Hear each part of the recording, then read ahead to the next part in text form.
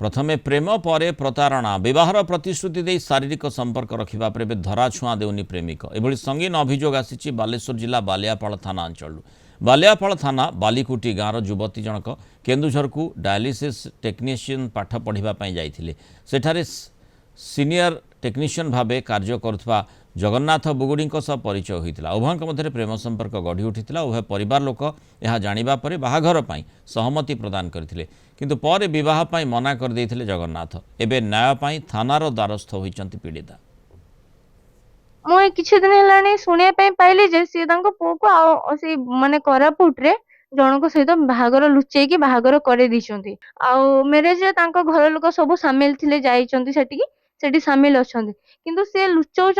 आ मो ना खराब खराब माने कथा या कहते सी हॉस्पिटल मो सांग काम कर माने सब हॉस्पिटल गुड़ा मो ना दुनिया खराब कथा आ मते बहुत माने अनेक प्रकार धमक देउछंती तो मु चाहूँ न्याय से एफआईआर दवाई काली बालियापाल थाना जाइए से झील छात्र आमर गोटे प्रस्ताव पड़ा बाहागर प्रस्ताव होता घर को आम भी जाइए भी आम घर को आसते आसिक फाइनाल होता